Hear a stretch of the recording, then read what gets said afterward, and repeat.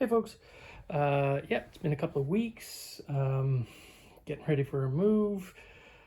So I've been busy doing that. I've been busy, basically recovering from one of the worst cases of poison oak that I've ever had, and that the doctors I dealt with had ever seen. So, couple of rounds of prednisone, which is a nasty little steroid, but it cleared things up. I did manage to hit a couple of garage sales this week. There wasn't like too many, I think 3 or 4, and I only picked up a few things from that. But what did happen this week, I've shifted the store to just opening on Saturday and Sunday until our move happens. And I had some people walk in who were looking to sell some stuff, which is always good. It's a nice thing about having bricks and mortar. Um, and yeah, apparently now I'm a brony because they came in, we'll start there, I guess, with a big, huge bunch of My Little Ponies. Now, I know absolutely nothing about My Little Ponies. I know they're from the 80s. I don't know a lot about what I guess traditionally would be called girl toys from back in the 1980s. I'm aware of them. I see them in shows. I know lots of people collect all different kinds from that era. I know that Polly Pockets was having a moment last year, and the ponies have sort of always been something that was fairly heavily collected. There's a big Instagram presence of people who collect My Little Ponies, and you can watch YouTube videos all day on them. But I've never really dealt with them. Again, just strictly familial, you know what I'm trying to say, being familiar with them, which I really am not. But I do know when someone comes in and brings you a giant bag, there's over 40 of them, and just wants basically $50. It works out to somewhere around, a little more than $1 a piece on any vintage toys from the 1980s. Really, you just buy them. So I did, and I figured if nothing else, it's a $50 education, because when you start buying stuff like this, you start looking it up, you start researching it. You obviously, I'm gonna have to clean a lot of these, but you learn as you go along. Like this week, I learned that there are $400 and $500 My Little Ponies. I don't have any in this lot, clearly, but they're out there. Interesting thing, one is called Mimic, and it has a picture of a parrot on its butt, because all of these have, probably its hind legs, not necessarily the butt. But yeah, so I learned there already, and I've gone through and learned a little bit more. I have to clean these up. I have to do more research on them, but I know that there is money to be made here. So yeah, don't sleep on stuff you don't know. So long as you're not going to break the bank on the price, it's just consider it. Even if it's a learning experience, because even if you mess up, and you didn't have to pay too much for it, you're not out that much, and you know next time what to avoid, and you probably know what to keep your eye out for. So there's My Little Pony thing. But yeah, these things are kind of cool. I know that my wife was pretty excited when she heard I got all these, but there's tons of different kinds. These are kind of like Pegasus ones. There's a bunch of those in there. There's small ones in here. I'm sure the people who collect these are just screaming, you don't know the names, because I don't. There's unicorns with stuff, looks like rockets, I don't know. That looks like a regular one. A lot of these are marked made in Hong Kong, so that tells you they are distinctly, well, this one has a Hasbro 1982 date on the bottom, so there you go. There are these fuzzy ones. I think they call those flocks, or flocked. This one might be actually a mail-away one. Again, I still have to do a little more research on there. They all need to be cleaned, and that's a bridal one. Comes with the ring and everything. Terrifying. Some more. But yeah, you can sort of get your idea. I think this actually might have been like a soap thing, which is kind of interesting. Somebody who collects that stuff. Some of these have like jewels in their eyes. I don't know if you can pick that up on there, but yeah. So again, not something I normally deal in. More than likely I'm going to clean these up, pull out any ones that have quite a bit of value, throw them up on eBay, and then probably lot the rest together. Same person came back later, because after I bought these, and just came in with a bunch of stuff. And included in that was this original Cabbage Patch, a pocket popple from the 1980s, and 2 original Care Bears. Again, I don't know this stuff very well, but at the prices that they were being sold at, I think these were actually thrown in when I decided to pay the price for the Charmkins, but we'll get into the Charmkins for a second. These need to be cleaned. They're kind of a little bit dirty. Again, a little bit of work, and, you know, I'll learn about Care Bears going forward, I guess, and Cabbage Patch, and I sort of knew about popples, I guess, because I sold one on eBay before. This is something I had no idea about, although I have a little bit of knowledge, just enough knowledge to get myself in trouble with Polly Pockets, so I generally don't touch them. Charmkins, I never heard of. 1980s toy line. The idea was these were sort of wearable jewelry for kids they could wear them or play with them as action figures. It's kind of a cool little setup. This one is like a windmill. A lot of the charms, if not all of them, are there. There's another box up here. It's got a bunch. I don't know if you can see that at the bottom. Oh, there's some great camera work. You can't see, but there's a lot of accessories that come with this, and figures and stuff like that. And then there is a house. These actually, when they're complete, go for some decent cake. Like that's, you know, a $40 windmill with, you know, probably if I get the rest of the stuff out of there, it might be even a little bit more. And same for that, so long as you finish it, or just make sure that it's complete. And I think pretty much all the little accessories are up there. Again, you don't know until you go through it. So again, there you go. Something else I'm going to learn about as I'm going through. They also later brought in, because they saw I had some of these, this really cool chrome ball lamp. I've actually never seen this set up. I've seen the multiple ball chrome balls stacked up as a lamp, but I've never seen just the single one with a stem like that. It needs to be cleaned up again, but won't take too much to do that. So I did hit some thrift stores as well, and I got nothing except something from my youth that I just had to buy it. It was this Dominion Street skateboards. I might have talked about Dominion Street before. They were a Canadian skateboard company, started in the 70s and the 80s. I think they might have made roller skates before that.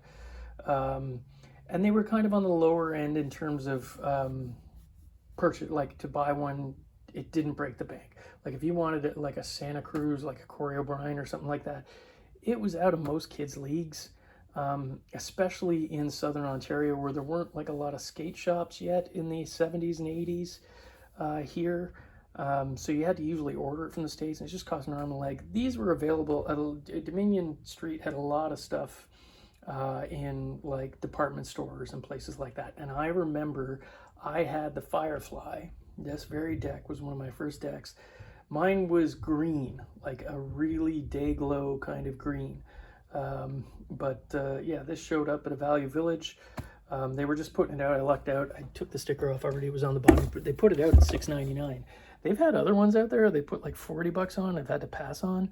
But yeah, so this is going to stay in the collection just because it's got legit nostalgic value for me. But it's a great deck. Let's see. I'll do the thing on there. There's the sticker. That's almost always missing. So it's kind of nice to have that too. You do the whole history. You can look them up. I think that's an earlier version. I think the one that's probably from the 70s. The one I was looking at was in the 80s, but virtually the same, just with a different color setup. The one garage sale, I hit 3. The only thing I got was, no, actually, oh, damn it. I forgot to bring up, I'm missing a whole box of stuff. Oh, well, maybe in the next video, I don't know. Can you tell I've been out of practice at this? Not that I was ever very good in the beginning. Just a really cool chrome ashtray stand. It's got the deep things, which makes it great for cigars. A lot of people who smoke cigars want those deep, I don't know what you call them, divots to hold their cigars. These are all ashtrays, again, are having another moment, because for years I couldn't sell ashtrays for the life of me. And then all of a sudden, I probably told this story many times, but all of a sudden they just started going. And people came and bought all the ones I had. And I couldn't figure it out for the life of me. And then I was talking to another dealer. I'm like, hey, man, you been selling like ashtrays? And he's like, oh, yeah, obviously. He's like, ever since they legalized weed. And that was it. That is the reason. They legalized weed. And so people need ashtrays again. And that's, you know, pretty much it. Obviously, this one, I've actually had a person ask me for another one of these before because they smoke cigars and they wanted the deep thing on there.